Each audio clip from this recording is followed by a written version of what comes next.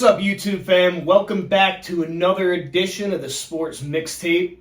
We got another good one for you tonight. We're going to go over some of the NFL wild card round recap, some interesting games there, some college football semi-talk, and college football final talk as well. And we're going to do a little bit of trivia tonight. That is going to be in line with college football. It's going to be college football trivia. That will be fun. And then we'll also get into another game that we have. We're going to call it our NFL One-Hit Wonder Hall of Fame. And we'll explain how that works. But let's start out with Wild Card Weekend with these games. Brent, I know you got something to say. I'll tell you what. How about those first four games? Amazing. Action, excitement, they all came down to the last minute, 2 minutes of the game. Are you including the Eagles game in that one? Listen, we'll get there. I need a minute. Let me ease into this podcast tonight. NFL putting out a quality product though. Those are some incredible games. But look, so I spent most of the weekend watching football. And this idea came to me. So I got another bit for us, guys. Tell me what you think about it. Hopefully, if you've been watching us for any amount of time now, you've heard about or seen Freddie's Corner, where one of us gets on a rant, talks about the kids these days, the young whippersnappers, not knowing what it was like to walk uphill both ways in the snow to school. So I had this idea this weekend. I'm watching these games, and look, there's a lot of coaches on an NFL sideline, right? Yeah. A lot of coaches involved. You've got a quarterback's coach. You've got a special teams coach. You've got the coordinators. You've even got that guy, I think McVay made it popular a few years ago. They call him the get-back coach. He's the one that he follows the head coach around, and he's like, make sure... back. How do you get that gig? He makes sure he doesn't bump a referee. And all those guys look like fit and jacked, too. Oh, yeah. They make sure, the coach doesn't go too far into the field. So I'm sitting there. This actually came to me first in the Jacksonville game. We'll get to where these plug in, but I had the thought, you know what we need? We need common sense coaches in the NFL. Now hear me out. These are guys that don't necessarily, they're not experts in the X's and the O's. The 4-3 versus the 3-4 versus the nickel defense or the different two tight end packages. No. These are very educated, passionate fans. They watch a lot of games. They keep up with sports radio. They listen to guys like us. And most importantly, these guys have at one point in their lives excelled in either Madden or NCAA football. So here's the gist. This guy, the coach, I'm not an NFL coach, I don't pretend to be one, but they get so hyper-focused on what's going on in the game, the X's and the O's, that I think sometimes, what's that saying, you can't see the forest for the trees? Yeah. That I think sometimes they just need that guy on the sideline that gives them a little whisper during a timeout. Hey, coach, common sense is showing. And so... I've got 3 examples of this as we get into the NFL weekend. So you're proposing an armchair quarterback coach's position. I 100%. So do we put a lazy boy on the sideline and pour a beer? A lazy boy, a lazy boy, a charcoal grill yes. with brats grilling on it, and be like. And a TV, he's not even watching the game live. Just put the TV in front of him and he can call out what he sees. Yes, because he's the guy who's listening to Romo or Brady or Jim Nantz give him what they're seeing. He's the eye in the sky. It's like a 10,000-foot bird's eye view. You have one fan each game that wins the job to do that. Yeah, you win a lottery. So this is called Common Sense Coach. And I'm going to give you my 3 examples of it as we get to them in the games. But I want you guys, as you're watching football the rest of the season on into whether it's basketball season, baseball season, or next football season, I want you guys to start thinking. Because when I name my 3, you guys are going to be like, well, of course. What is the coach watching that these fans around, these passionate fans are clearly seeing and talking about? Harbaugh was a prime example with the Chargers, with subbing out towards the end of the game and losing time off the clock because letting the defense be able to sub in. There's a big clock management one from the home team right here that I have a real issue with. I think every Chargers fan was probably screaming at the TV like, "What are you doing, Harbaugh?" Yeah, and it happens. I'm telling you, it happens multiple times on a Sunday. Again, I don't want to pretend like if you put me in an NFL coaching position, I would know what the heck I could do. But I think sometimes these guys get so lost in the minutia that they just need the voice of reason. Yeah, the voice of common sense, the fan who's got the foam finger and the the dip on his belly, and he's ready to roll. In full body paint. Now, if that ever happened, that fan who's the armchair quarterback might not ever get out of that game alive. The coach, someone's going to kill them during that game if it gets down to And it. if it comes down to their play calling and they lose the game, especially in a place like Philly, they may not make it out of the parking lot alive from the other fans. If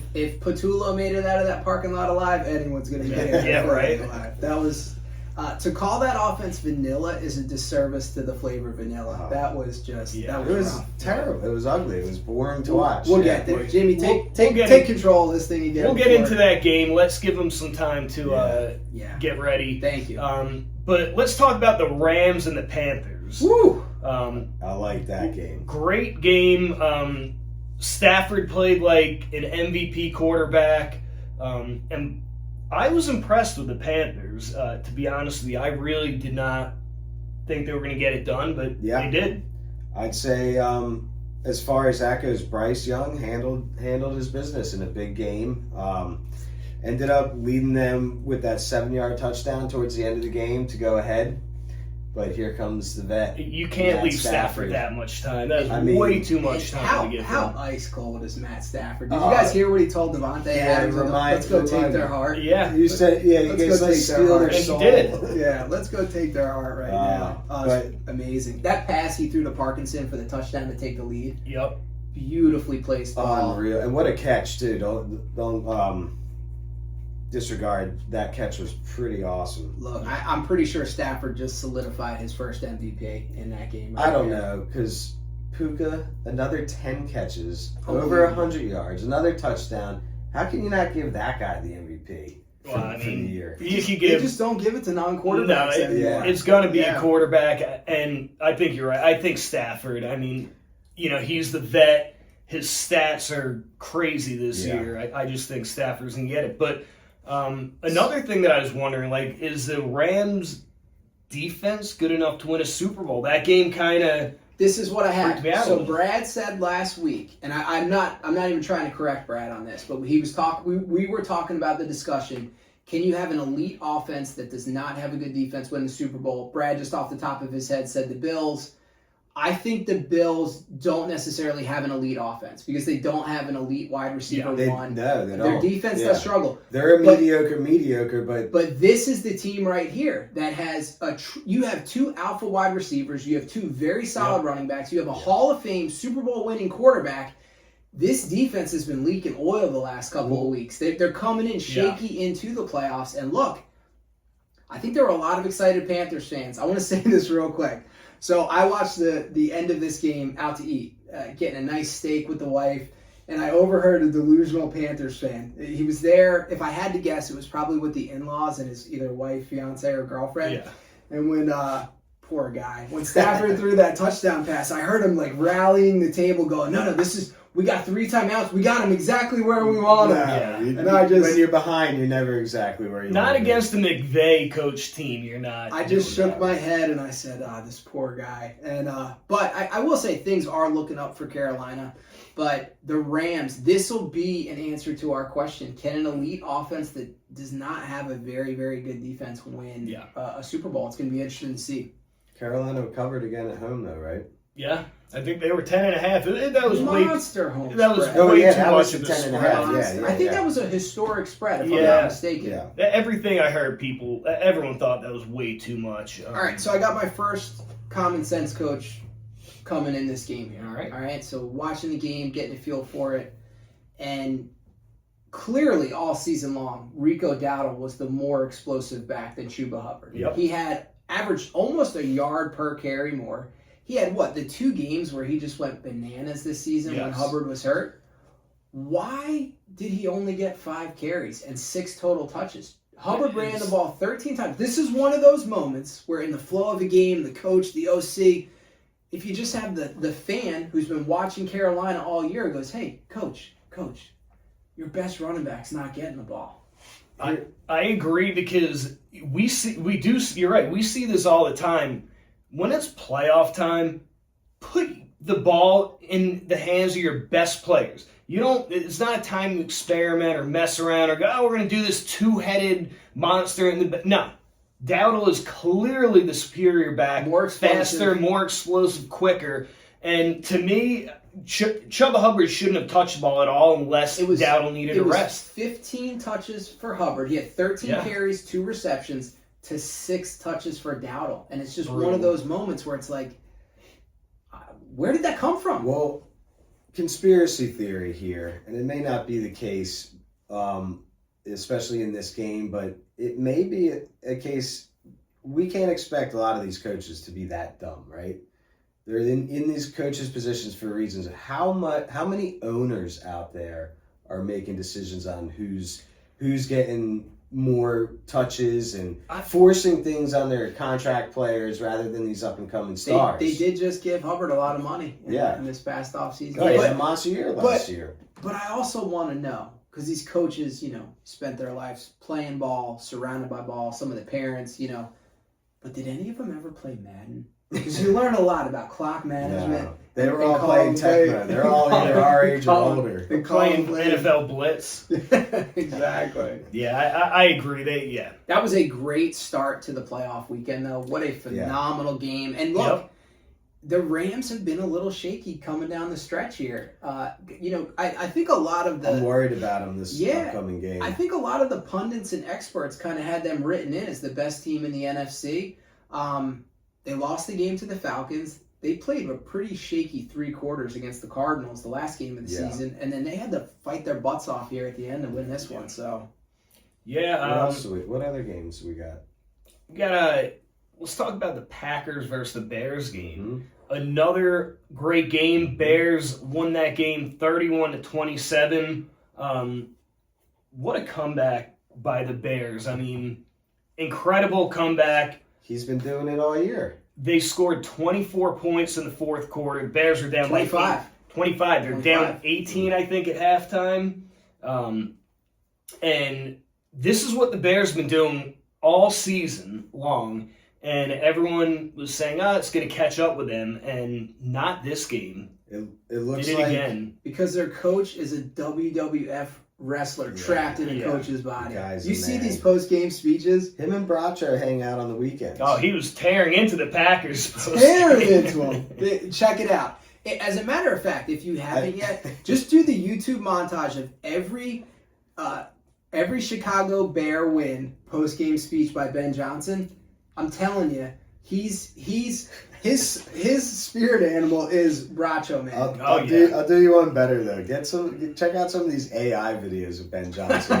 So the newest one that I saw was he meets LaFleur at midfield after the game, and then he just headbutts him and then drop kicks him. It's amazing. AI's getting out of control, but I love it. Here's something factual. Somebody actually went on Matt LaFleur's Wikipedia, and where it says born to, it says father Ben Johnson.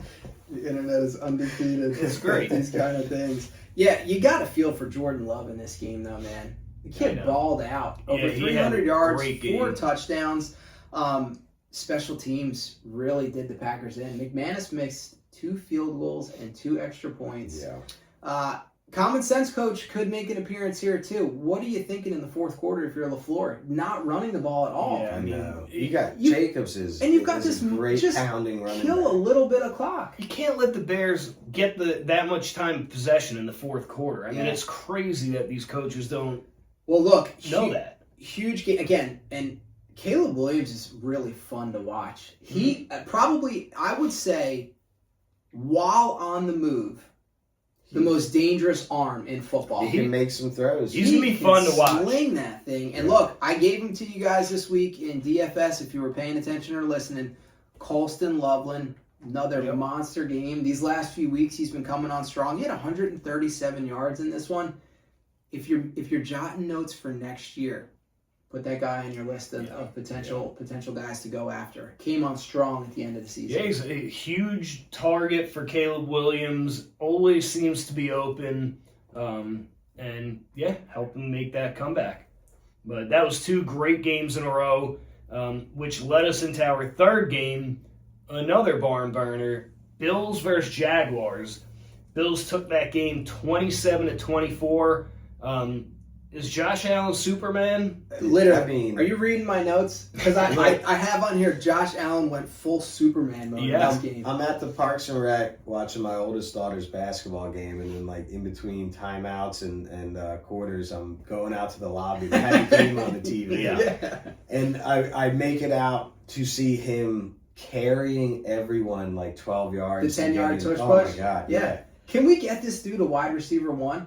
9 different guys caught passes in this game. I mean, my Super Bowl pick is still in the mix here. Ran for 2 touchdowns, threw for another one. Not only that, he got the crap beat out of him in this game. Yeah. He came in with his foot already banged up, had his knee twisted, had his neck and head landed on, and then he hit his finger on I think it was an offensive lineman or a defensive lineman's helmet. Yeah. He's on a mission. He just keeps coming. They have 2 more guys, though. I think 2 or 3 guys after that last game now are not playing in the next game. I mean, the Bills are so beat up. They're winning, but they're paying for it. Dude, Jacksonville blew this game. There's no other way to put it. And common sense coach again. I'm coming out again. All right. I need to get the lazy boy in here for when we do this. But look, Buffalo has the best pass defense in the NFL by far. The worst rush defense in the NFL. At halftime of this game, Jacksonville had run for 99 yards on 11 carries. And look, the data wasn't skewed. It wasn't like they broke off an 80-yard run or a 70-yard run. They were chunking runs. So look, Tutton was he had a couple like 20-yard runs or so. ETN only had 4 touches at halftime. So you would think, all right, we go in, we kind of make our adjustments. Common sense coach would have gone up to Liam Cohen and said, hey, look, they can't stop anything on the ground. Pound the football. Why the heck did Trevor Lawrence have 30 pass attempts in this game? Did you? Unbelievable. Jacksonville finished.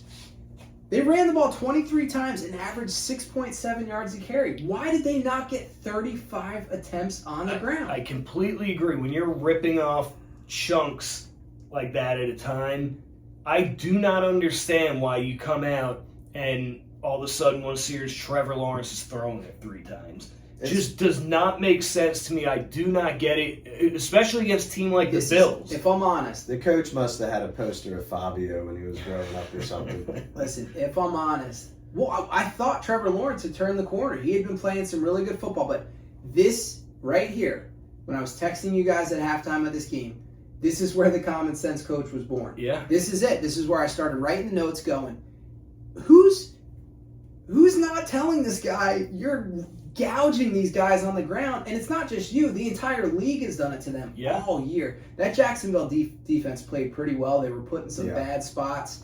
Another guy, an emerging stud for the Jags. Another guy to keep on your fantasy radar for next year.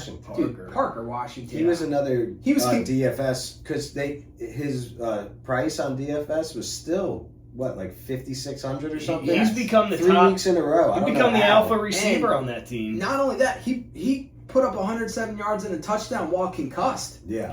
I don't know how he ended up back in that football game, but right. I mean, well, I do.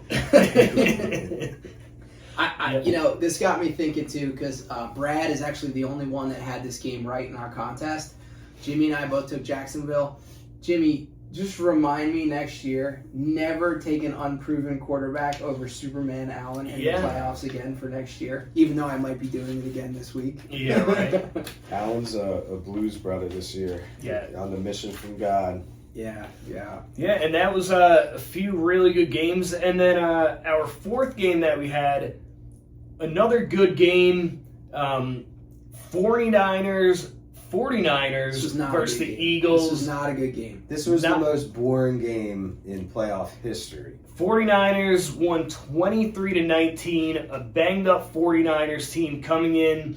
And look, Eagles fans, they were screaming at the rooftops before the playoffs that the offense was not right, and they were nervous. The check engine light was on. The check engine light's been on for a while. Mm-hmm. Honestly, though, guys, I cannot say I'm surprised that the Eagles lost that game.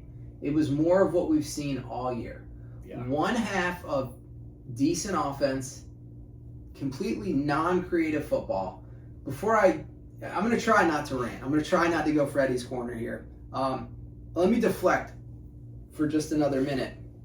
Did you guys, first off, I hate seeing that for George Kittle.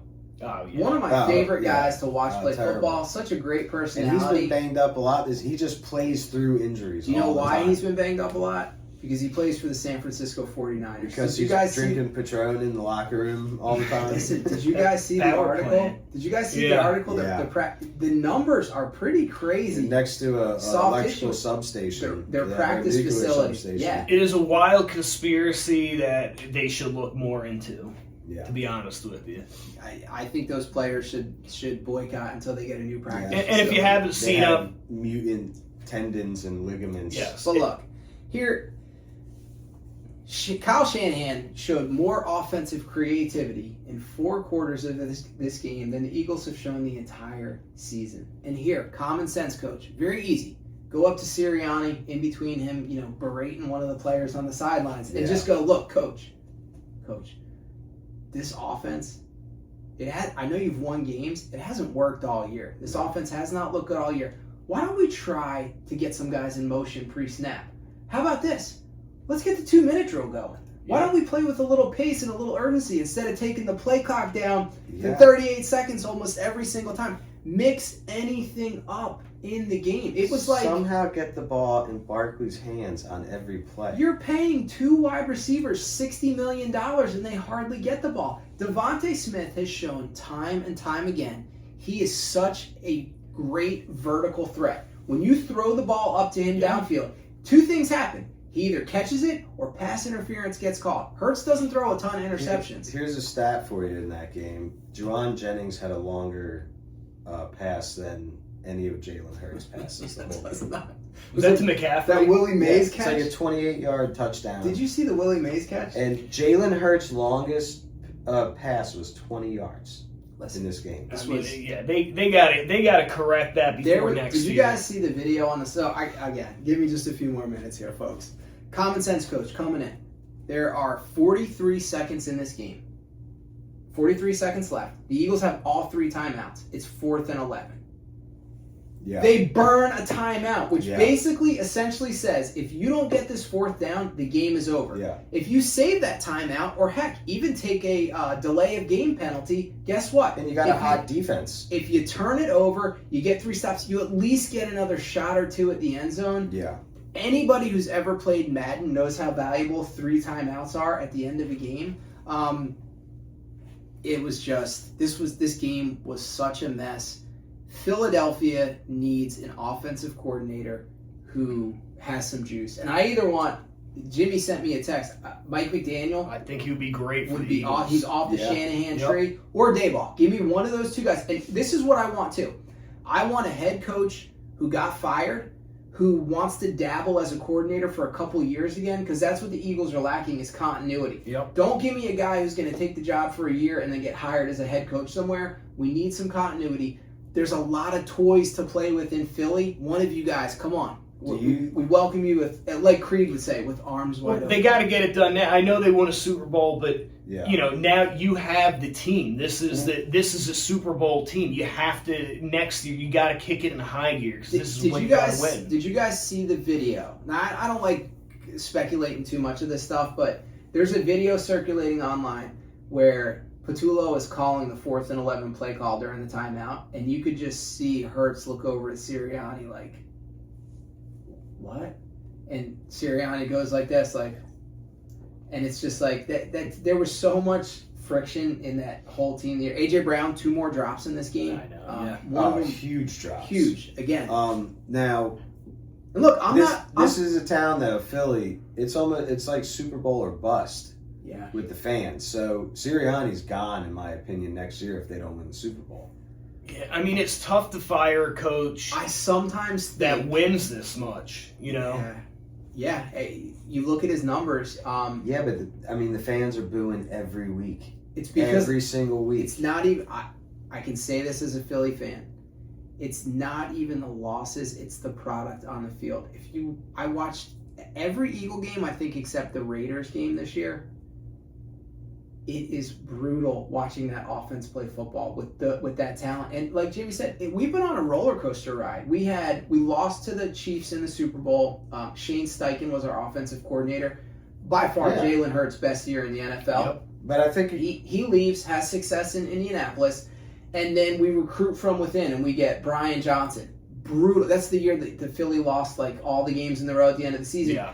Next year, we get a competent coordinator again, Kellen Moore. Comes in, Eagles win the Super Bowl. He leaves. Look at what the Saints did at the end of the year. What do we do again? We recruit from inside.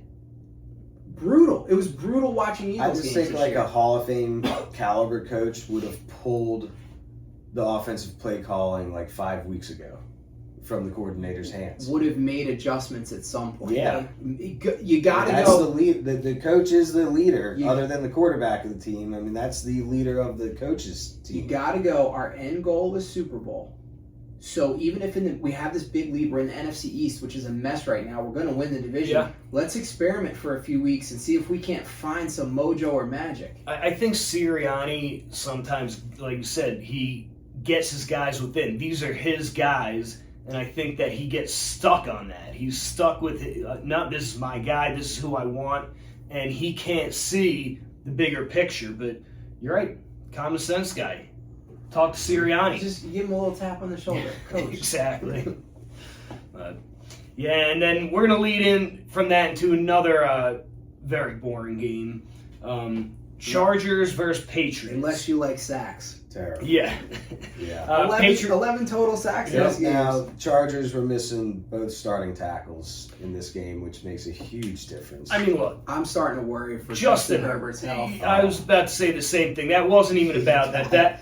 It was like watch the game blitz. It was hits like that. I mean, And he's already got a broken hand. is he overrated though? Justin Herbert, every single year we come in and people are putting him on this pedestal of top 10 quarterbacks or wherever you want to put him. The nerds love him. The analytic guys. The analytic you got to guys do love it. him. You got to get to the playoffs. You have to win, and you can't throw for 159 yards and no touchdowns. His arm talent is great, but you can't show it off when you have like a half a second to throw. I mean, the so ball. is Jay Cutler's. But, you know. Yeah, I mean, that game, it was just a weird game. The difference... Really, the Patriots' defense was the difference maker in that game. That was it. It wasn't even really Drake May or any of that. New England was able to run the ball. They ran the ball 29 times for 146 yards. The Chargers were held to 87 yards on the ground. I said the same thing for Josh Allen. I'm going to say it for Drake May because they both threw to 9 different pass catchers in this game. 9 different guys caught a ball. Get Josh Allen and Drake May stud alpha wide receiver 1. These guys would explode if they had it. If you put a Puka, a JSN, a Jamar Chase, a Justin Jefferson, I'm sure Justin Jefferson's probably ready to get out of Minnesota after this year. Sure. He's got to be. But yeah, I say it was a weird game. You know the leading rusher for each team in that game? Their quarterbacks. Yes, the both mobility of both guys. Both quarterbacks were leading rushers for that team. And that to me, I don't want to get ahead of ourselves. That to me is going to be the big difference when New England plays Houston. Is it ain't gonna be Aaron Rodgers back there? You got Drake May, a dude that can really move around and run around in that game. We'll talk about it in the preview, but there's another huge factor in that game. Yeah. Moving on from that, Texans versus Steelers. That was our Monday night game, the final game. Texans just beat down the Steelers. Rodgers did not look very good in that game. And Houston defense looked great. I don't know if that... Rodgers, by the time that fourth quarter rolled around, Rodgers reminded me of a Mortal Kombat character where they're like the finish him. He was ready to retire. He's in just the kind of fourth quarter. rocking back and forth before he gets hit with that finish him move. Yeah. And the Steelers defense looked great up until one touchdown at the end. This was a get punched in the mouth, old-fashioned defensive football game. It was 7-6 in the fourth quarter. Yeah, and then, obviously Houston ran away with it. We did have Nico Collins out with a severe concussion, probably not playing this week either.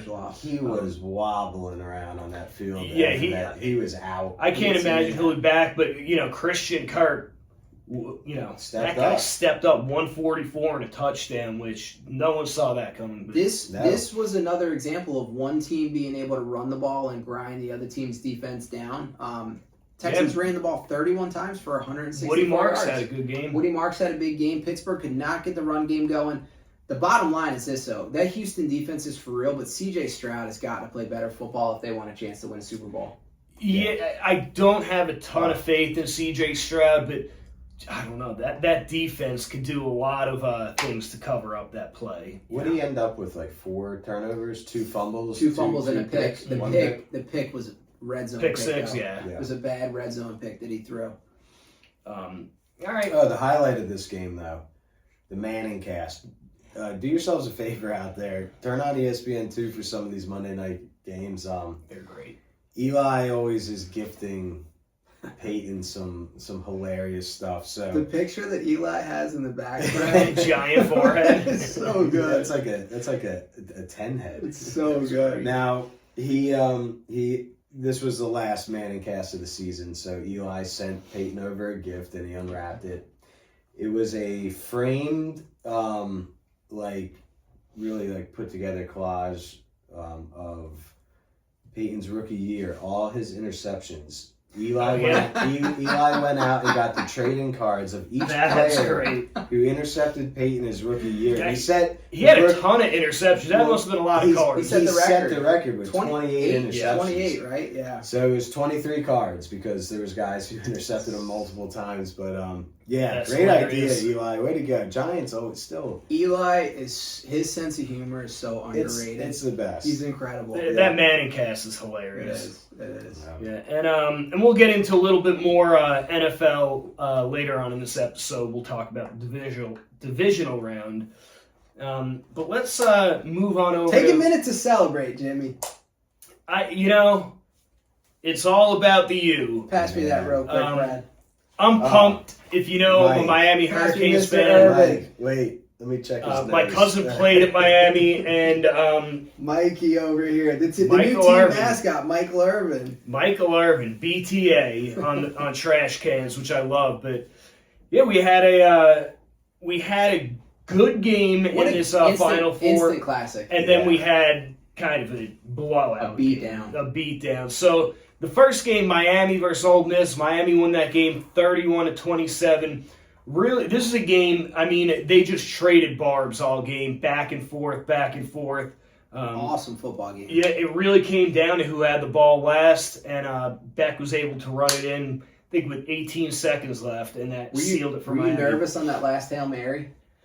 I was nervous for sure. I mean, the chances of that getting completed are very slim, but you never know what could happen. And I know Ole Miss fans complained it should have been pass interference. What's your opinion on that one? My opinion is that the refs let them play all game. There's a terrible pass interference not called against Ole Miss. So to me, look, that's not what lost you the game. I'm going to just say this from just a watching perspective. These may be my 2 favorite college football uniforms. Yeah, they're great. You had those Ole Miss powder baby blues, and then the green and orange. Iconic. Yeah, and that to me, I didn't think Miami would be in this position this quickly when they got Cristobal, but it's good to see. I'm pumped and excited for the game on Monday. The U is back. And our other game, we had just a butt whooping. A professional football team.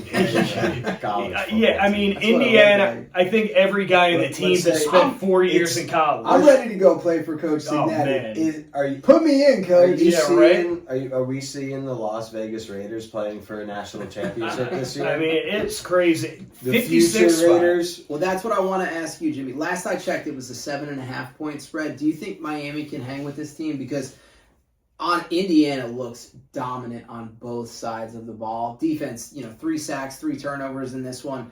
Dante Moore is supposed to be the second best QB prospect in this draft, and they made his night miserable. Yeah, I mean, he did not look. I mean, look, this is not just Dante Moore problem. This has been happening to teams all year that Indiana has played. So it is going to be interesting to see. I mean, I think they seem to be getting stronger as the season goes on. Yeah. It's a scary thing. And look, Mendoza, he had 5 touchdowns, but he only had 177 yards. So they were really doing. He didn't need to do much, but I will say those touchdowns that he threw were dimes. I mean, that guy does not miss. 56-22. Yeah, this is a big spread here in the national championship game, right? A whole score, 7 points on this one. Well, listen, to start out. I tell you what, if you're the Vegas Raiders with that number 1 pick, you got to think. What a perfect guy to send out to Vegas. You know he's not going to get in any trouble. He's going to have his chicken dinosaurs and mac and cheese before the game. Mendoza's not a guy who's going to go out and test the casinos and party. He's very focused. You know, we say that we need a until he gets a taste of it. We need a podcast with Mendoza and Jameis Winston. You can listen. It'd be the most positive podcast. We would never talk because we would just be listening to them the whole time. Guys, we cannot. I don't think we can overemphasize what Curt Cignetti has done at this Indiana program. It's amazing. It really is amazing what he's done. It's 2 years. This isn't like a 5-year thing. This is 2 years, and he is whipping up on Bama and Oregon and Ohio State, and it's incredible. Now, I will say, are we going to see more? The way that he really built this is different than what these other colleges are doing. Everyone wants the hyped guy, the quarterback, this guy. He's just getting... His talent evaluation, what he's doing is finding guys on a bargain or a discount who can play football. But they've been in college for several years. And coaching them up instead of... Coachable kids. Because they don't have the... And he's a no-nonsense... I love it. I love the old school mentality. But they don't have the resources that Indiana, like an LSU has, like a Georgia has. Not yet. No. And I love that he stayed, but I think his ability to evaluate talent, bring guys in, because when you don't have the money, you got to get guys who, aren't going to some of those other schools. Yeah, I mean, because a lot of these teams, they build, like Oregon. All right, they get all these 5-star guys, they're gone after 2 years. But the way that Cignetti built it, these guys have got a ton of playing time, they have a ton of experience, and they know what they're doing. Come in, like you said, they're like a professional football team almost. Yeah. It's unbelievable. They're disciplined. I want to know Jimmy's thoughts, though. You think they can hang? You think your boys can hang? Yeah, I honestly, I think Miami's defense is enough. I don't think this is going to be like a very high-scoring game, to be honest with you. But I think Miami could hang in there as long as we could run the ball. Fletcher runs the ball. Miami's got to turn this into like a grind, yeah, like an AFC North playoff football game. Yeah, it's got to be defense and running back. I think if Miami ends up going down early, it's going to be hard for them to climb back into it. I don't. They got to punch them in the mouth with some turnovers early or something. Yeah. But let's just say, if they could keep it like a 7-point game at halftime, they'll have a chance. The X factor and question mark for me, and he's played well the last couple weeks. This is a different level of defense he's going against, though, is Carson Beck. Yeah. What can he do against an Indiana defense? I think that's the big thing to look at in this game. Yeah, it should be interesting to see. Monday night. Number 10 seed Miami versus number 1 seed Indiana. And this is our two teams from the snake draft. Yeah. Someone's getting a t-shirt. Someone's getting a t-shirt. One of us will get a t-shirt. If you watch that episode, we did a snake draft on the college football teams. And either way, this is a huge win for ACC football, though. Yes. It's very big. ACC needed one. This is a huge win for college football. College football is better when Miami is good. That's a traditional... And the SEC just going down in flames this postseason in college football. Not to hate on the SEC. I love great football, but they've just been dominant for so long that it is good to see some other guys getting a shot. The talent is spread all over now. Yep. Yeah. All right, that's going to wrap up the college football. Next... we're going to do a little bit of college football trivia, and Brent... Let me make it official. Go ahead and tell them what we're doing here, Jimmy. Yeah, Brent is going to host it, and what we're going to do is me and Brad, if you remember these whiteboards. Here you go, Brad. Oh, yeah. We have the whiteboards. And Brent is going to ask us a question. We both write down the answer. When we have it, we'll hold it up at the camera. And he'll tally the points. And I'm assuming you have some type of bonus question at the end or so. Oh, yeah. And got to get the host jacket on, though. There you go. Looking official, for sure. So we've got 17 college football trivia questions. Guys, do us a favor. Take the trivia quiz and let us know in the comments how many you got right. And let us know what you wagered on the bonus. The bonus is kind of like a double Jeopardy, however many points these guys have. They can wager a certain amount. First things first, nobody can see in the mirror over here. Nobody cheat on this one. I may have had a little help last time. Nobody cheat on this one. So, number 1. Got a little pop culture to get us started here. The actor Burt Reynolds, one of the first iconic sports movies, The Longest Yard, and then he was also in the Adam Sandler remake, was a college football player himself. Okay. What college football program did Burt Reynolds play football for? He had an injury-shortened career, but he played college football at a major national power, you would say. Interesting. I'm taking a shot in the dark here. I have no idea. That's all you can do sometimes. I'm gonna change it. Do you see mine? Me? All right, show them your answers, gentlemen. Make sure you hold them out there for them I to have see. Oklahoma. All right, Brad with the win. Florida State. He's a Seminole. Really? Seminole. Brad got this one. How did you know that? What are you looking in the mirror? No. I tried to write small font. How do you not know anything about the best mustache in the world? I don't know about his college career. Smokey and the Bandit. And hey, we're all about pop culture in 80s and 90s and 2000s as well, because kind of we were hitting our prime there. Yep. If you haven't seen the Longest Yard remake, Michael Irvin is in it. Adam Cheeseburger Sandler. Eddie. Dude, Cheeseburger Eddie. great. Terry Crews in this movie. Adam Sandler, Chris Rock, Hilarious. Nelly. So many people in there. Stone and Cold, then you had all the wrestlers in there. Stone Cold Steve Austin, Yep. Goldberg. I mean, check out the Longest Who's Yard. that? Kevin with Adam Nash on estrogen? That's such a good movie. Caretaker. All right, number 2. I tried to mix some easier ones in too, because I know NFL trivia can sometimes be a little bit easier. What college did the great Joe Montana attend? Put a few cupcakes in there for these guys so that their confidence gets up early. Yeah. All right, we know show the this crowd. one. Notre Dame. Nice work, boys. Yeah. Fighting Irish. The Irish just got one of the goats. The Irish just got 2 5-star receiving recruits for next year that I'm pretty pumped about. Oh, yeah? Yeah. All right, this next question, you're either going to know it right away or you're probably going to not know it at all. Who was the first man to win a Heisman and coach a national champion? Win a Heisman. Won a Heisman and then was a coach of a national championship team. Interesting. And where he won a Heisman is a school you would typically think of for hoops. I'll give you that hint. Yeah. That might not help out, though. Man.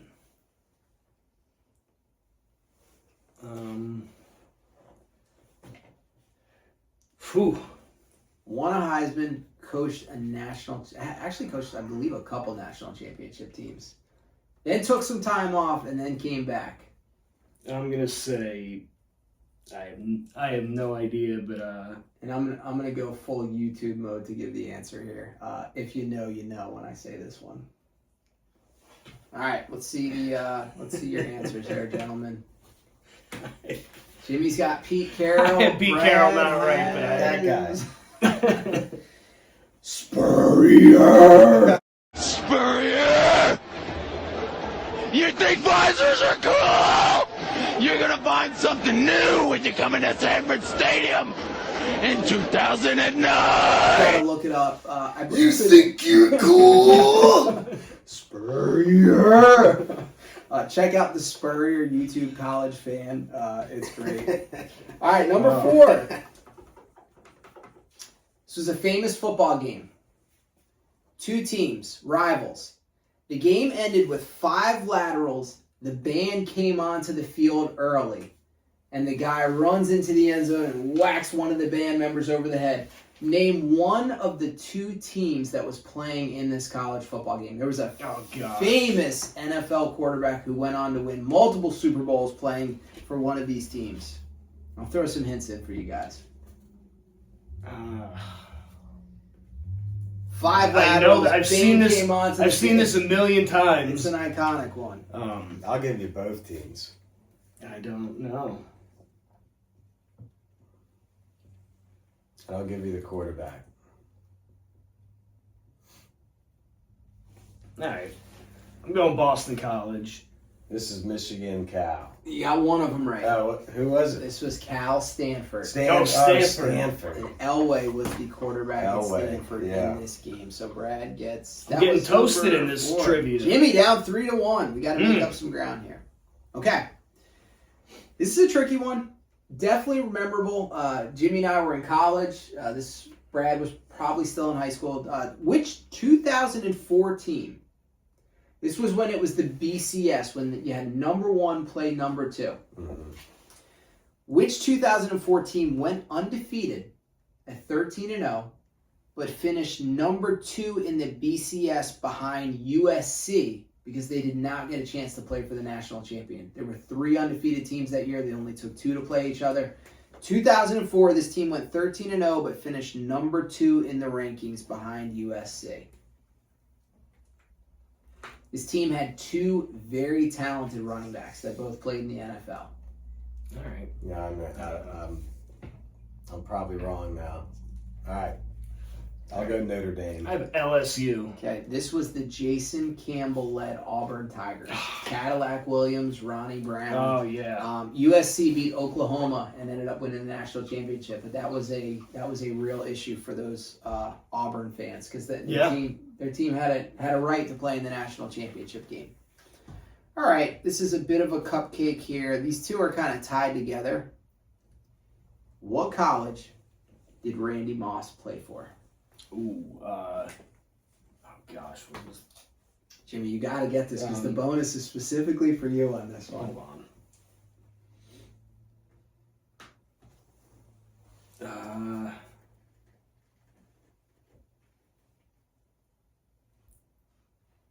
What is the name? I can't think of it. I'll give you a second. Let me give you a hint. Yeah.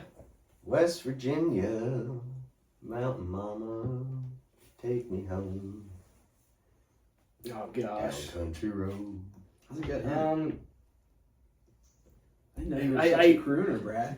I'm Sounds good on the thinking. microphone. So I don't know. I could only come up with the Thundering Herd. I don't even know who that is. I'll give that to you. Yeah. Is that I them? will. Yeah, That's it's Marshall. Marshall, okay. Hurd. Marshall. All right. I'll give it. No, hold on. Before we say anything else, All right. because this one's specifically for Jimmy. He's going to need this to catch up. Second part of this question, number 7. Who was his quarterback at Marshall? Oh. Jimmy, you should know this.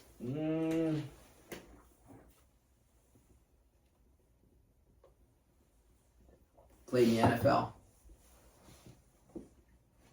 And if Jimmy should know it, there's a hint for which team he played for. Let's see what you got, guys. Yeah. Chad Pennington. Chad Pennington. Both nailed it. I was hoping you guys were going to get that one. All right, so we've got a 5-3 lead for Brad. We're about halfway home. At least I got some Hey, points on the board. Final Jeopardy always, can make a big difference. You got a chance. You got a chance.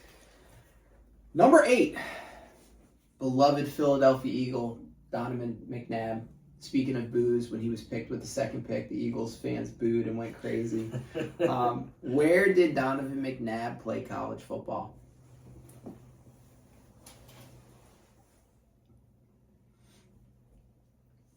He was a stud in college, too.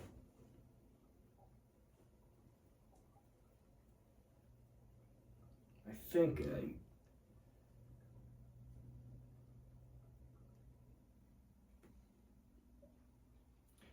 Yeah. College football is not our strong point. You guys are doing all right. Brad's 5 out of 7 so far. Yeah. This is a guess. There's just so many more teams and games and to keep track of at the college level. All right, who do you guys have? Donovan McNabb went to. I went got Syracuse. Louisville. Yes. He went to Syracuse. He was an Orangeman. I'll tell you what, I was telling Jimmy before you got here tonight, Brad. I had a lot of fun just researching the trivia. Yeah. Like going through and remembering things. And in a few weeks, guys, you'll have to tune back in. Brad is going to be hosting a Super Bowl trivia as we get closer to the Super Bowl. The research was a blast figuring these things out. Okay, here's another one. And look, if you guys have any good, since we're, giving the sneak peek, it's going to be Super Bowl trivia. If you've got some good questions you want to phone in to us, hit us up on Instagram or on YouTube and leave a comment of some questions you'd like to hear. I'll put Brad's phone number in the comments and I'll text him. All right, this one here. Man, this is like nostalgic. Early 90s, right? Two bitter college football rivals played in games noted for a series of missed game-winning field goal tries known as wide right. Name one of the two teams. These are two bitter rivals in the early 90s.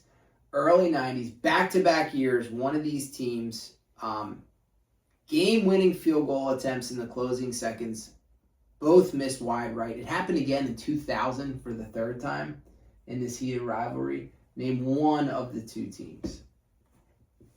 I don't know.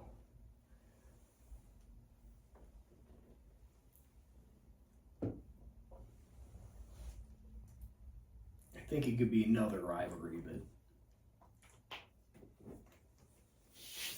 All right, let's see what we have here, gentlemen. I have Ohio State. I got Michigan. Oh, well, that's a rivalry, but that's not the right one. This was Miami. This was Florida State. Florida State missed these two critical field goals. I wasn't sure if it was that early. It happened in back-to-back years, and then it happened again in 2000. This next one's tough, honestly, just because the specific number is hard. But number 10, how many national championships did Nick Saban win coaching college football? And I'll remind you, he won national championships with two different teams. Yeah. What was the total number Saban ended up with?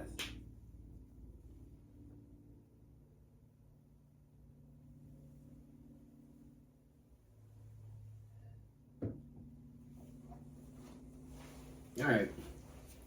I'm going to go with 9. I said 7. Jimmy. Ah. Oh, Jimmy's making it a game. All right. We are all tied. We are all tied up. He won 7. Okay, so I gave you one of the two coaches then. There's one other coach who has won a national championship at two different schools. Who is it?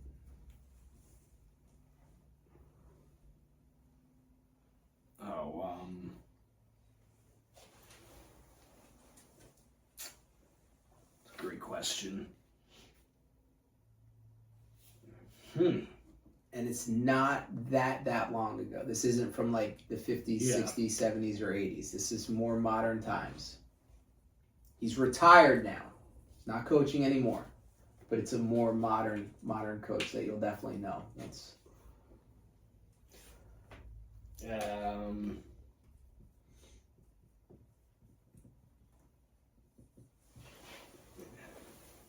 I don't know. I think I crossed out the right one. For someone different. I said Jimbo Fisher. Okay, that's a good guess. I'm going Lou Holtz. Urban Meyer. I could not think of Urban Meyer's Meyer's name. Look who I crossed out. Florida and Ohio State. I could not think of Urban Meyer's name.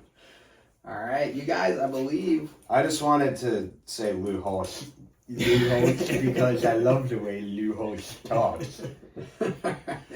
You guys are all squared up 5-5. We're on number 12 here. The great Barry Sanders. Where did Barry go to college? Man, you've had some tough questions.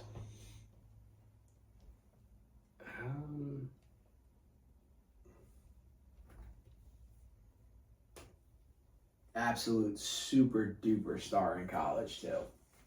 Man, I feel like I should know all these. You'll know this one once I say it. I know. That's the tricky part of these. Well, all of them. You say it and it's like, oh, I remember. Yeah.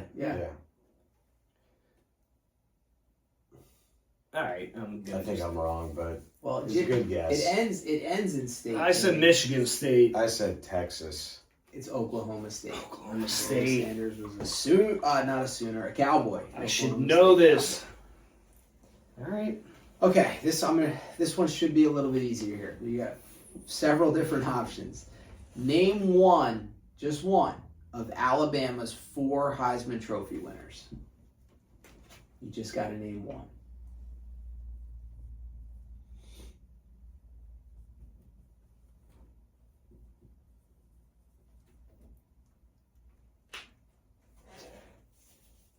Don't overthink it.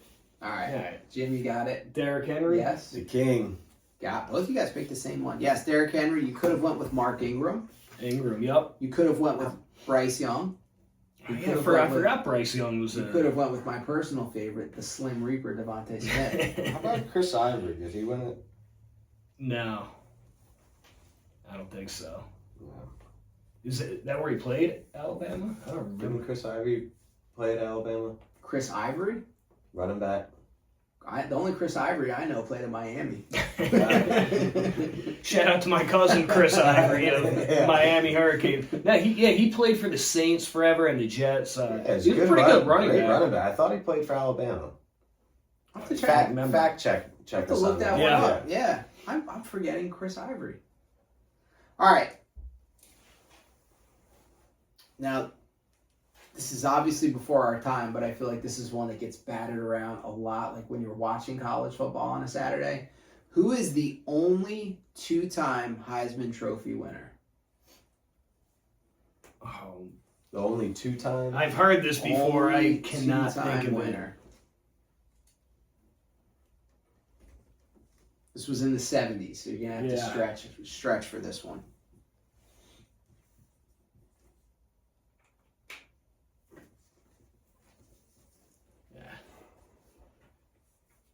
All right. I'm gonna go ahead and say Forrest Gump. I said Joe Montana. Archie Griffin for Ohio State. Yeah. Running back. Yeah. And I believe I had a football card from him. Brad and I had uncles who gave us their football cards from the 70s. And I'm talking like Walter Payton's, Steve Largent, Jack Lambert. Bo Jackson's. I had an Archie Griffin card, and I think a quote on the back that he was popular for saying, I don't think he invented it, but it's not the size of the dog in the fight, it's the size of the fight in the dog. Because I think he was an undersized running back. Only 2-time Heisman Trophy winner. That's pretty surprising, isn't it? I'm surprised as a running back. Nobody stays in school long enough anymore. Yeah, that's true. All right, we've got 3 more regulation questions before we get to our Double Jeopardy bonus round. In 2010, which quarterback led the Auburn Tigers to a national title?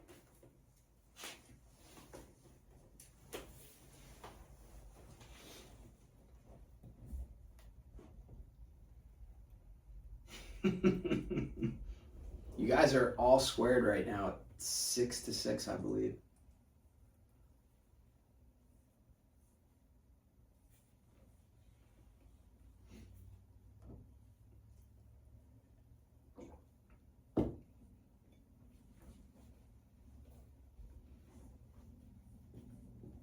And if you guys are playing along at home and you're kicking our butts, let us know in the comments. I want to know how many you guys got. Survey says Cam Newton. Cam Newton. Look at Brad's. You don't get bonus points for that. Oh, man. Okay. This is my second favorite question. I saved my favorite for not for the bonus, but for the last regulation one. But in 1984, Boston College beat #1 ranked Miami on an iconic 48-yard Hail Mary at the end of the game. This is a famous football play, I believe known as the play. Yeah. Which small in stature quarterback would win the Heisman Trophy that year, go on to play in the NFL? Who threw the Hail Mary touchdown pass in this game for Boston College? He was a wee little lad. You got it? Yeah. Nutrigenics. Doug Flutie. He does do the what? I have Doug Fruity Flakes. Frank Thomas and Doug Flutie. Yeah. Oh, pumping guys. Have you ever had the Flutie Flakes back in the day when he was a quarterback? No. It was a great cereal. All right, we started with pop culture. We're gonna end with pop culture. Is this double Jeopardy? No. Okay. So last regular one. You guys are tied. I believe tied right now. I'm gonna add them up after this one. Which mythical, fictional college, you can either give the name of the school or the mascot, did Bobby Boucher attend in the movie The Waterboy? You can do it! Oh, man. You can either go school or mascot for this one. You don't have to get both. Just one or the other. Oh, man. I can't. I know Some high about quality, what the college That's some is. high but quality H2O. And if you have not watched The Waterboy in a while, do yourself a favor. Oh, yeah. Foosball is the devil. Mama says. That's some high quality H2O. Some high quality duo. All right, you got it. Brad, You have a guess? any guess here? Just because the state I think that it's in. Yeah, but think of his let's go accent. Louisiana Oh, State. it's close. I went Southeast Louisiana College or the Mud Dogs. The Mud Dogs. So right. you were both right with the Louisiana. This was the University of Louisiana at Monroe. Is the mythical school. And Jimmy, it was the Mud Dogs. Mhm. All right. All right. So heading into the bonus round, Jimmy has. Hold on. Quite the comeback there. Jimmy's got 9, and Brad has 8. So we're sitting at man. 9-8. Bonus. This is like double Jeopardy. You can risk as many as you have. All right. What do I have? 9. Jimmy has 9. Brad has 8. Are we ready for the final Jeopardy question? Yeah. Which college football program has the most wins in college football history? Put the number of points you're wagering in your answer. Once again, which NCAA football program has the most wins in college football history?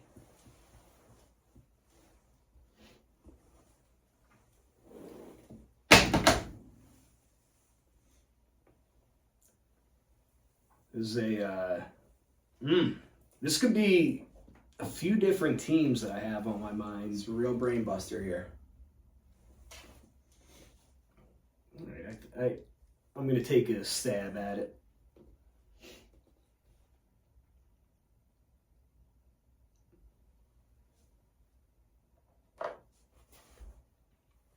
Jimmy, how many did you wager? We'll start with the leader here. I wagered 5. Okay. And Jimmy went with... I went with Texas. That is incorrect. So 9 minus 5, Jimmy's going to end up with Well, 4. this is it, For Brad. once, I played it safe and I didn't go for the big bet. Okay. I only wagered 2 and I went with Notre Dame. That's a good guess. It's a fierce... Notre Dame was a fierce rival of this school for many years. The Michigan Wolverines with 1,022 college football wins. Brad redeeming himself with a 6-4 victory. Congratulations. Guys, Let us know how you do in the comments. Also, please give us a subscribe. We really appreciate it as we get this thing rolling and off the ground. That was a lot of fun, guys. Yeah. That was fun. I love trivia. That was a good one. I will get my redemption next time. All right. Good job, Brett. After that L that I just took, we're going to talk a little bit more about some NFL. We're going to talk about the upcoming games, divisional round games coming up this weekend. We have 4 games, 2 on Saturday and 2 on Sunday. The first game that we have up, It's getting interesting. the Bills versus the Broncos. This game the spread is Broncos are -1.5.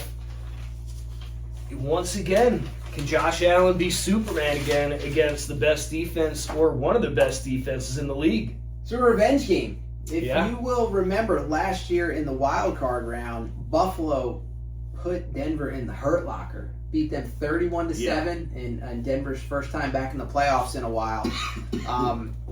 The question is, how banged up is Allen? Does it even matter? This guy has no kryptonite. Well, his kryptonite is Patrick Mahomes, and Patrick Mahomes is not in this playoffs. Is Bo Nix going to step up in this game? I do think a guy like Sean Payton is not going to fall into the same trap that Jacksonville did and not run the football. Denver's got a pretty good run game. The fact that Nix is a mobile quarterback. Look, I'm pulling for you, Josh. Now that the Eagles are out of it, I would love to see Josh Allen win his first Super Bowl. I think it would be awesome. I do too. I love to see Allen get it done. I have a lot of concerns with the Bills right now. Like I said earlier, they maybe 2 or 3 guys injured, someone in the secondary that aren't going to play in this game. I mean, they're already hurting as a team.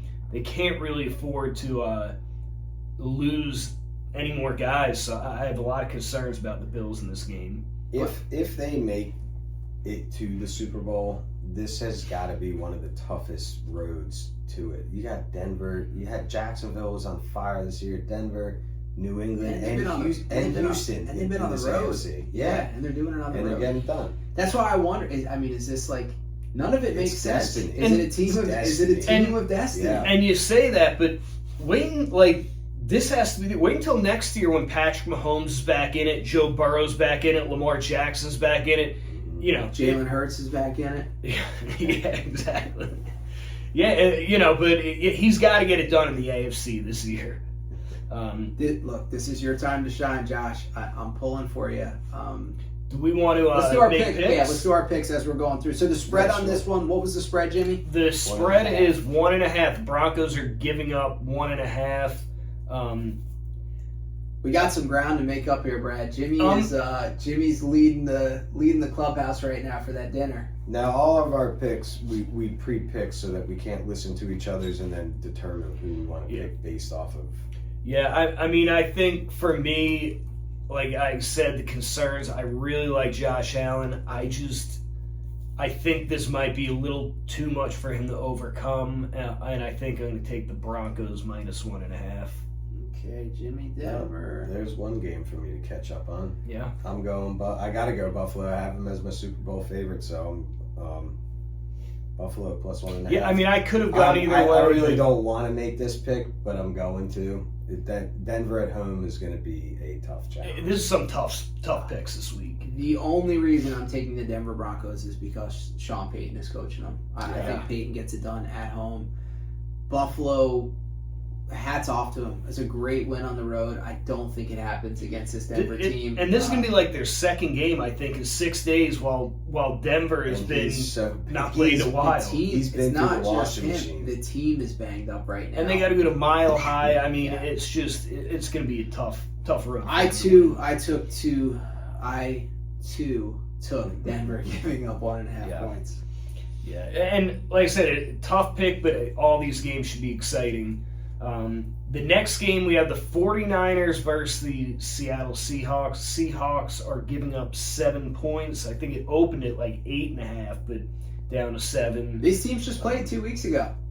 This is such a hard game. This is the hardest game for me to decide on. Really? Because I could see the game going 2 different ways, to be honest with you. I see it going one way. But I made my pick, and for me, I have to lean on the Seahawks. I think that they go in there. I think they're going to be able to score against the 49ers, and I just think that defense. McCaffrey's going to have to be Superman. Speaking of Superman, he's going to have to do everything this game with Kittle out. So I'm going Seahawks minus 7. I agree with you, Jimmy. I think this is where this little miracle run for San Fran ends. I think Seattle lays a smackdown on them. I would take them minus 10. KP, you're going to be proud of me. Keith Petters, I'm going San Francisco on this one. Here's the reason why. everything in my head says you can't take San Francisco, right? They're all banged up. They just lost Kittle. These teams played 2 weeks ago. San Francisco could not move the ball. Yeah. Seattle wins 13-3. But Seattle did not look like world beaters in that game either. No. The San Francisco's defense patched things together. And I'm telling you, I think Kyle Shanahan is going to have some tricks up his sleeve in this game. I actually think he did not... You know how when teams play close to the end of the regular season or maybe play in the regular season and the coach doesn't bring out his best stuff because he knows you might meet up later on? I think San Francisco covers the 7-point spread. I don't know if they win the game. I'd love to see him win. I'm a huge fan of Brock Purdy. I like what he's doing over there. But I do think they cover. I think these interdivisional games and the fact that they just played 2 weeks ago, I think San Francisco is going to find a way to muck it up. You saw real creativity. The Philadelphia Eagles have a solid defense. And San Fran was able to go on the road and score 23 points against that Eagles defense. Can I get Warner back too? Maybe. Not this week. Well, he said he might play. He said he might play this week, but I do not think he's going to be able to make it. Speaking of AI, I saw I love these videos. a video someone posted of Fred Warner's rehab, and he's climbing like a telephone pole all the way up like a skyscraper. I wouldn't even doubt if he does that. But can I take a minute real quick? I want to talk to you, Sam Darnold. Yes. We go back, me and you, Sam, we go way back to when you first got drafted. To the See and Ghost days. To the See and Ghost days. And we've had an on-off relationship because I always am saying, I need to see more out of you. Well, guess what? I'm taking you guys this game. I want to see you finally do it. I want to see you win a big game, a game to move your team on, and I'm putting all my faith in you, Sam Darnold. If they lose this, he'll be starring in the next Christmas, the Christmas Carol play as Ebenezer Scrooge, because he'll still be seeing ghosts. Yeah, I mean, he's got to get it done. He's one of two X factors in these playoffs. I believe they're the two best defenses in the playoffs. Seattle and Houston, and Sam Darnold and C.J. Stroud are the X factors. Yeah, and to be honest, I think the Seahawks just pound the rock all game with Charbonnet and Walker. Of course. So that's been their MO. Yeah. But that's the question is, if Seattle turns this into a slowed down grind fest, can San Francisco come up with one or two big plays, one or two trick plays, one or two shots downfield? Yeah. I mean, I never put anything past Shanahan. I mean, he amazing coach. 7 points is a lot when you get to this round of the playoffs. In this second divisional round, 7 is a good think too, jump. at this point in the season, CMC is, banged up. He's been like the playmaker all year. He gets so many touches a game.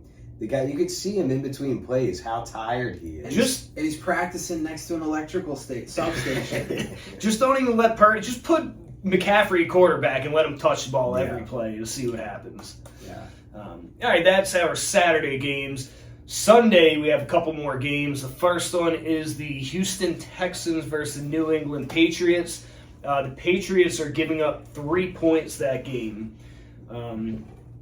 This is one of the best defenses in the NFL versus Mike Vrabel and a great up-and-coming quarterback. Absolutely. And May looked night and day difference in the second half of that game. He started out rattled. He really dialed it in the second half of that game against the Chargers. And look, what's so impressive is that this is his first big-time playoff competition. Yep. The Chargers' defense is no slouch. They made. I mean, not that the Eagles' offense was anything, but Jalen Hurts does not turn the football over. They made him a mess that game with the turnovers.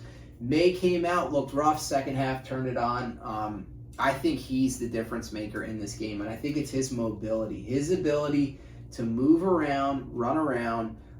I do think we're in for another defensive battle in this game. I think it's going to be a slugfest. That's what sways my decision on this game. I think Pittsburgh gave Vrabel too much to see last week against Stroud. So I think he'll have a pretty good defensive scheme and drawn up. Listen, it's going to be cold.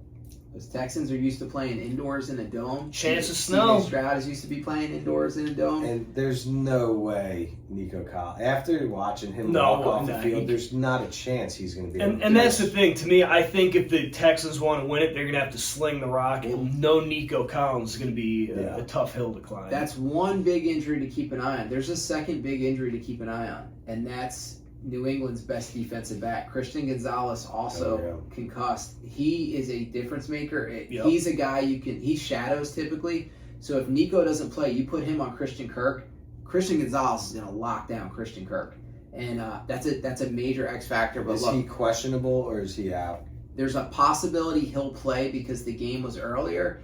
And I don't think Nico's had another concussion this year, so they tend to be a little more careful when it's and that was Monday night. I And think shorter, Nico's in Nintendo land right now. yeah, shorter rest time. The bottom line, I believe in Mike Vrabel, and I believe in. I think we all agree. I'm taking Patriots -3. Yeah, -3. We all have the Pats -3. I just don't have faith in CJ Stroud.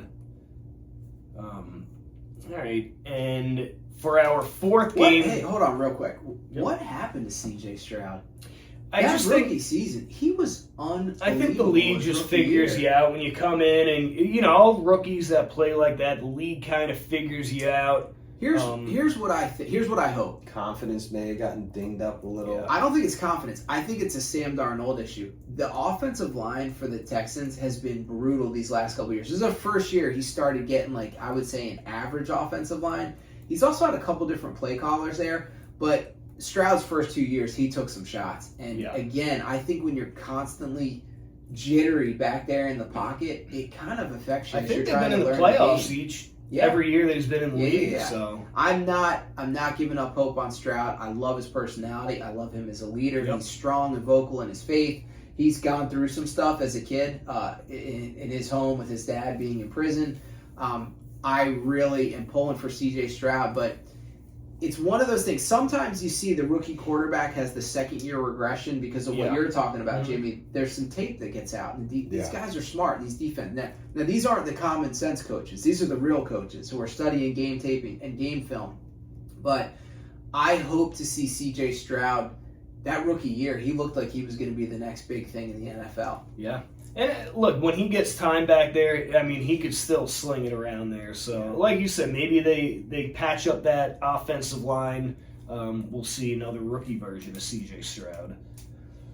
All right, the next game, or the last game of the weekend, is going to be Sunday night. And talk about freezing temperatures. I think it's going to be about 12 or 13 degrees, and that's not even a 17-degree forecast. And that's not even with the wind chill. That's just the temperature, and it's going to be windy. It's probably going to be near 0 degrees with the wind chill. And you know who that's not good for?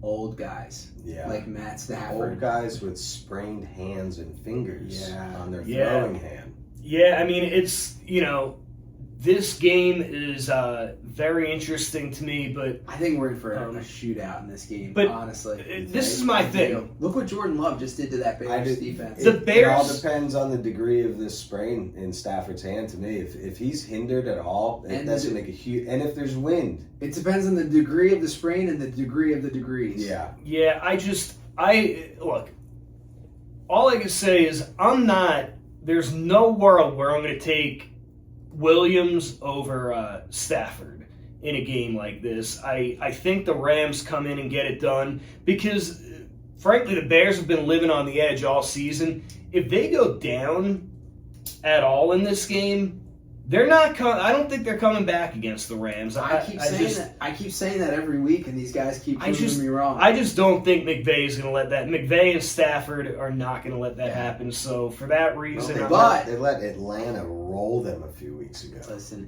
this is going to be. I think this is the game with the most variables. I could see the Bears winning this by a lot. I could see this being a tight game. I could see the Rams winning a blowout.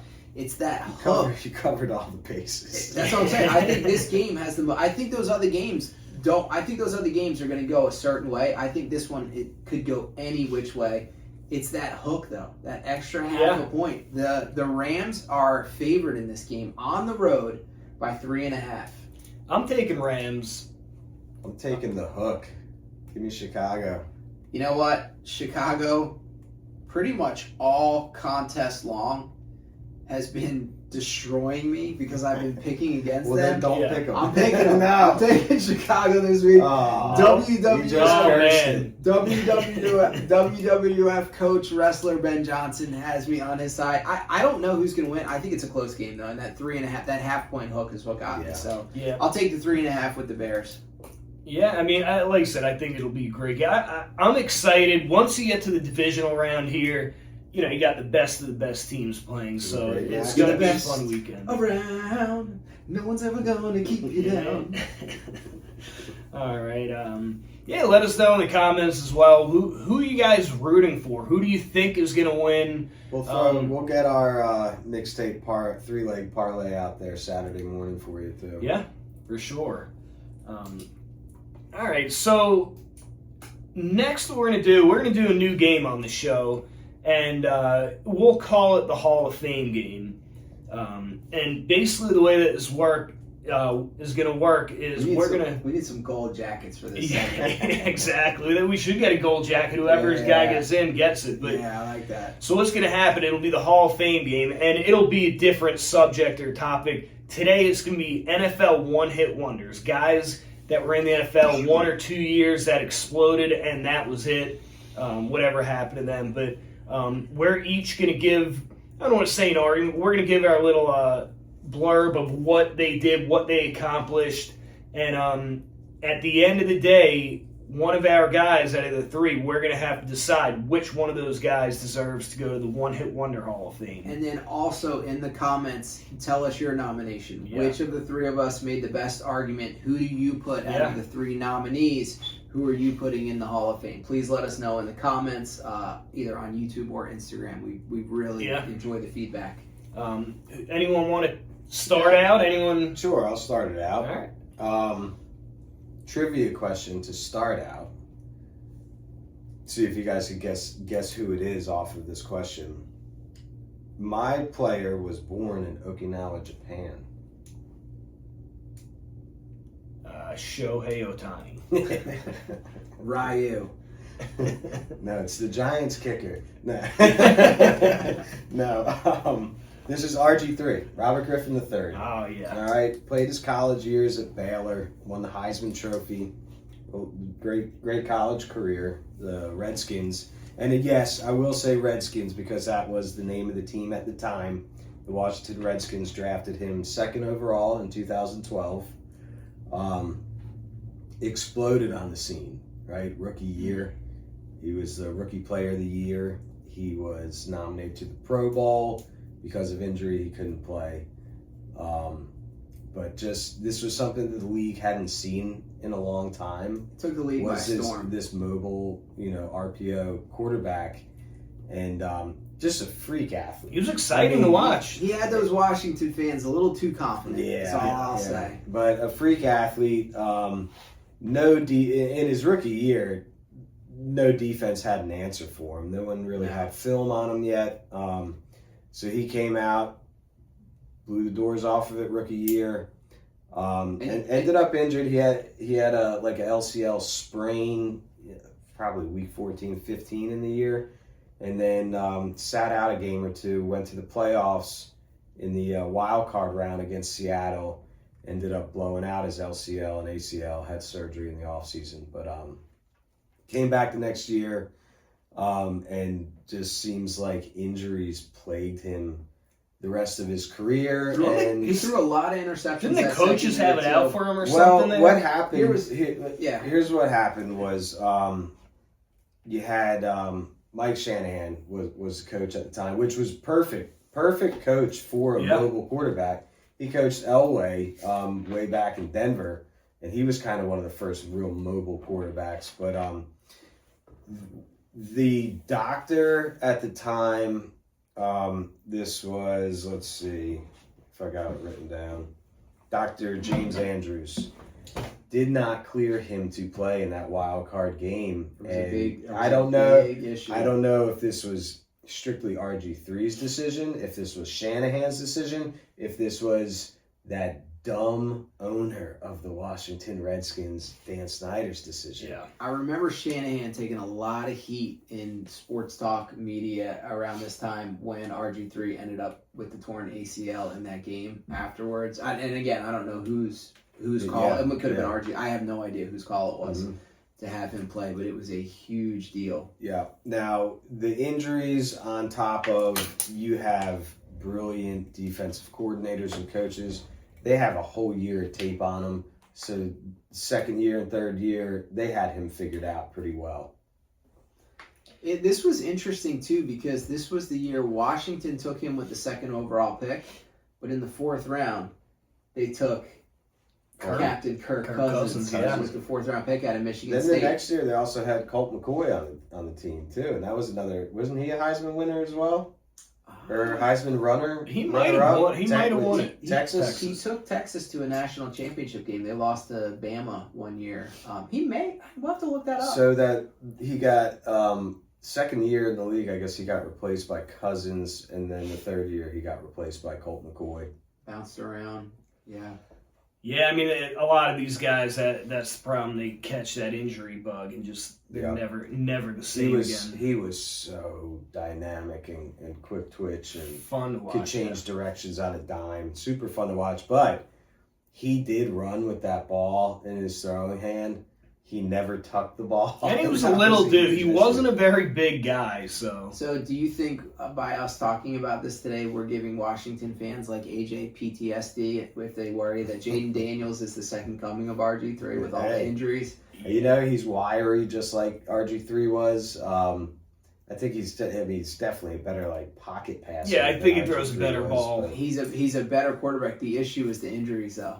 Yeah. Quite a few of them already. And Yeah, he's Made out of young rubber. career. Did you see which way his elbow bent? Yeah. And then he's back, 2 weeks later playing? Yeah. Man, injury. I wish you could just take injuries out of the NFL. It'd be amazing.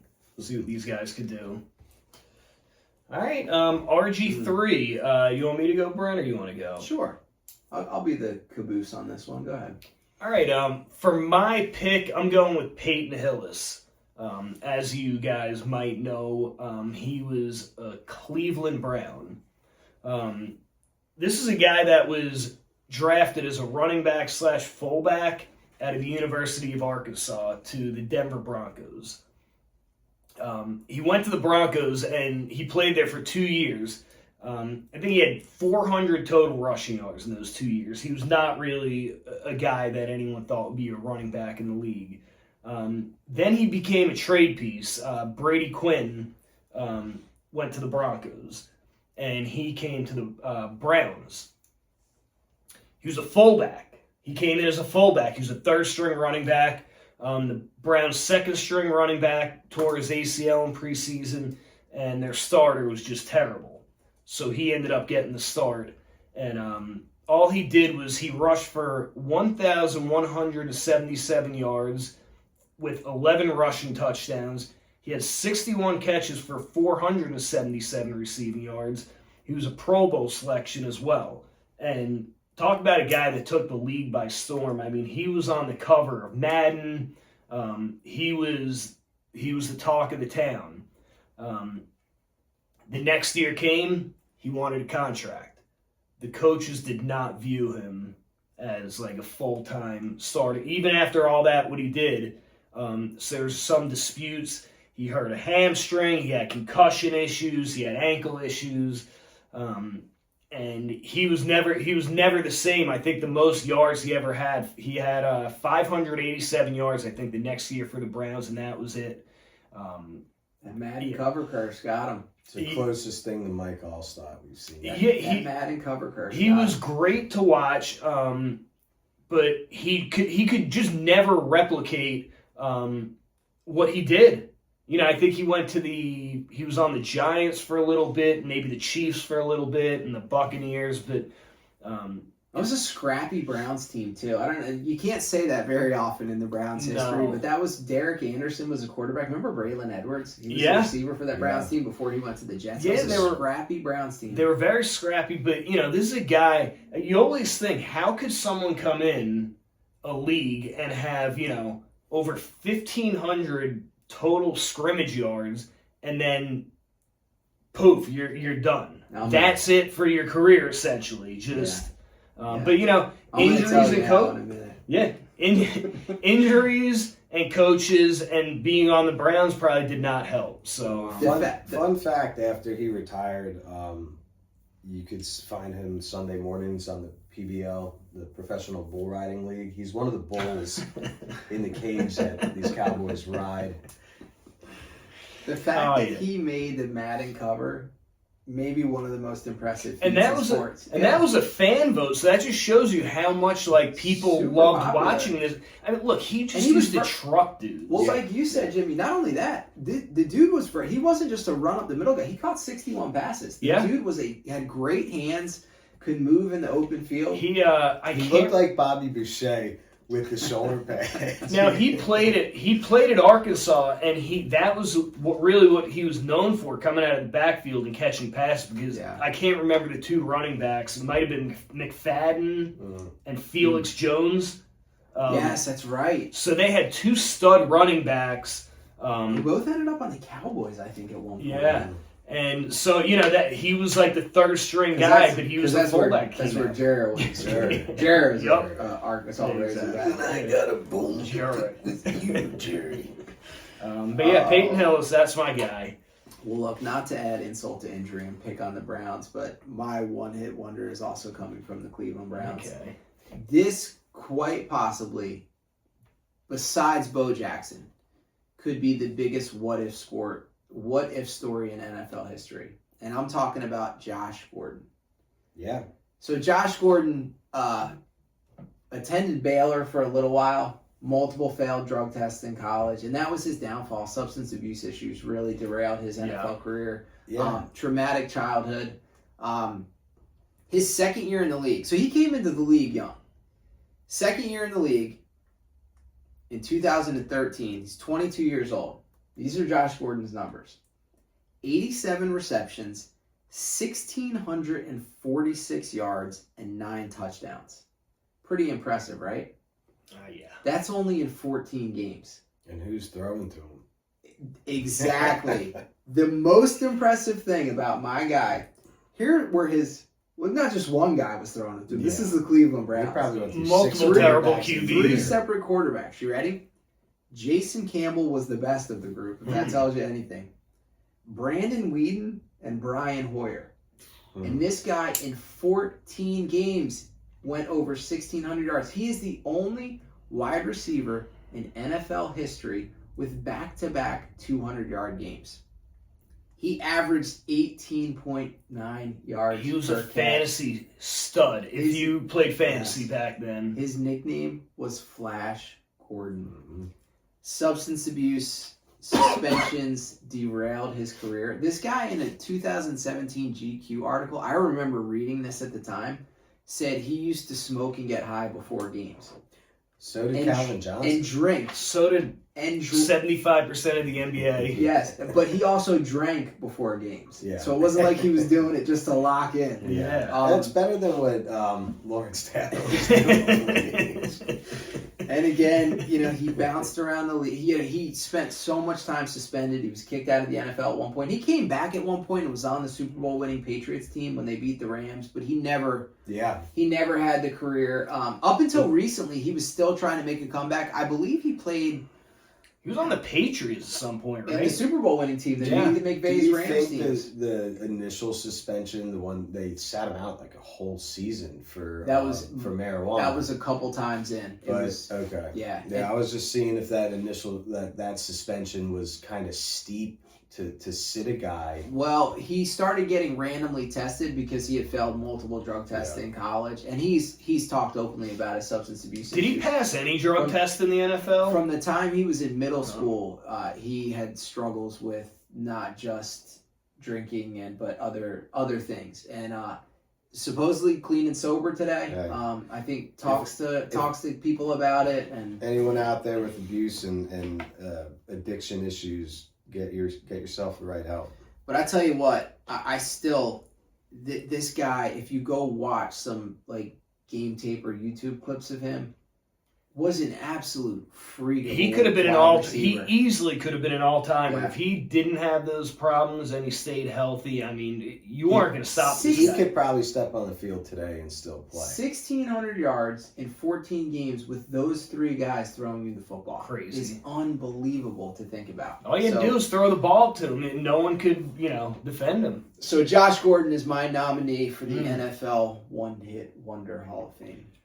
All right. Is the vote up to the audience, or are we voting together? We'll kind of pick. I'm gonna say that I'm gonna go for one of your two. I think RG3 and Josh Gordon.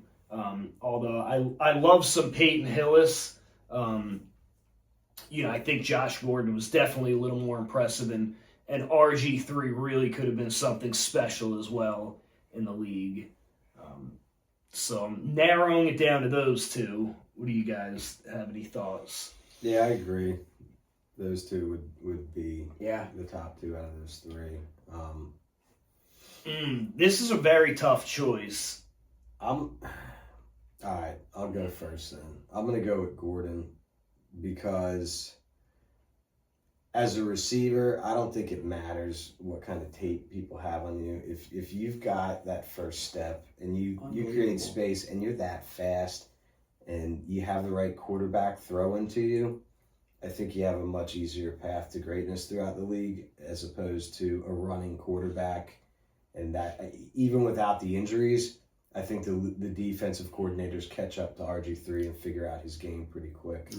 Yeah, that's a good point, Brad. Because that second year, and granted the knee wasn't 100%, but I think he threw like 18 interceptions. He did not have a great set. And eventually, that's what led Shanahan to moving on to Cousins, and that's where you had the issues where it was like I who think I'm going to agree with you. I think to me, just like I said, if you were watching football back then, I mean, this guy was such a talent in the league, and every time he stepped on the field that season, the defenses were scared of him. But he really is one guy that I just do wonder, like, if he could have stayed healthy. Him and Bo Jackson, those two guys, honestly, if Josh Gordon did not have the off-field issues that he had, it's amazing to me to think. We're talking Jerry Rice, Randy Moss, and those guys like Wes Welker. Those guys were getting trucked. Calvin Johnson.